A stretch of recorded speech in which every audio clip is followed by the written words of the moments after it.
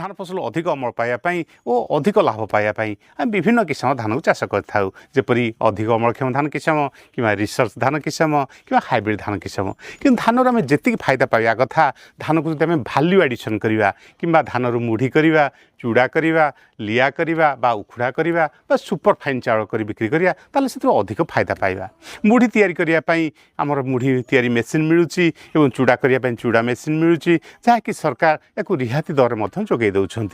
धान मुढ़ी चूड़ा करने जब भल अमल किसम धान को आम चयन करा ताले से भल मानर मुढ़ी और चूड़ा प्रस्तुत कर मार्केट उपयुक्त मूल्य बिक्री कर अरविंद साहू कृषिविद कृषि संपदा कार्यक्रम को आपको स्वागत तेज आसते जाना एभली किसी बछा बछा धान किसम रही जो थी कि आम आकर्षणीय और स्वादिष्ट मुढ़ी चूड़ा उखुड़ा को प्रस्तुत करें जानतु कौन रही टॉप 5 धान किसम विषय वीडियो को आरंभ शेष पर्यटन देखूँ जब आम चैनल कृषि संपदा सब्सक्राइब करना तेज एवं ही सब्सक्राइब करनी।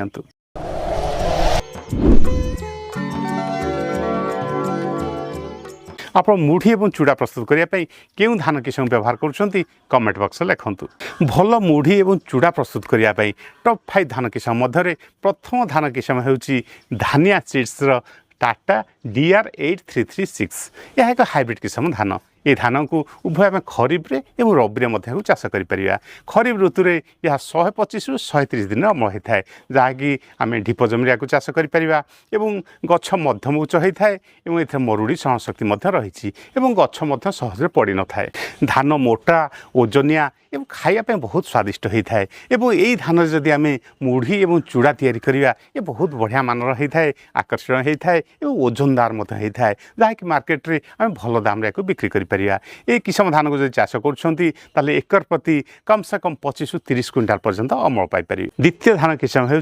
अंकुर सीड्स कंपानी अंकुर सोनम गोल्ड ये धान किसम एक इम्प्रूव्ड धान ये धान किसम 137 ରୁ 142 दिन अमल होता है धान गछ बहुत बढ़िया पिल दे था धान देखा सरू आकर्षण और हलदिया रंगर होता है धान जेपरी आकर्षणीय ठीक से चाउल ताकू जब आम करा चाउल सरू होता है धड़ा होता है ये किसम धान में जब आम मुढ़ी और चूड़ा करिया बहुत बढ़िया होता है आकर्षण होता है और यार मार्केट में यार दाम बहुत बढ़िया रही है। तो ये सोनम गोल्ड धान किसम महिषा रोग और जीवाणुजनित पत्रपोड़ा रोग प्रति सहनशीलता रही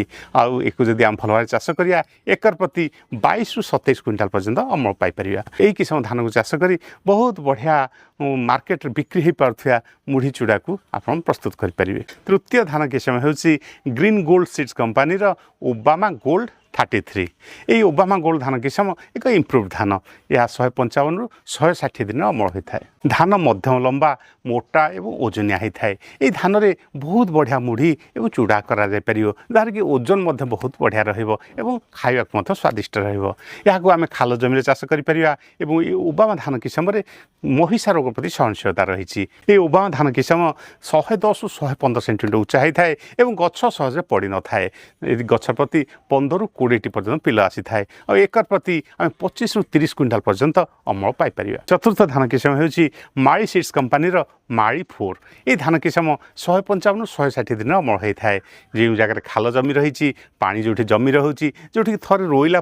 आउ से जा संभव होनी से भाया खाल जमी या आम चाष कर गछ पाखापाखि 50 ରୁ 55 इंच पर्यंत उच्चा होता है किंतु गछ सहज पड़ न था केंडा प्रति 220 ରୁ 250 धान रही है और गछ प्रति 15 ରୁ 20 पर्यंत पिल आसी था और ये महिषा रोग प्रति सहनशीलता रही ये किसम धान में आम बहुत बढ़िया मुढ़ी और चूड़ा को प्रस्तुत कर मार्केट में भल दाम बिक्री कर ये धान किसम को जब आम भल भाव चाष करा एक प्रति 25 ରୁ 30 क्विंटाल पर्यंत अमल पाइपर। और ये धान किसम को चाष कर मुढ़ी चूड़ा कले बहुत फायदा पाइपर। पंचम धान किसम हो उन्नत ललाट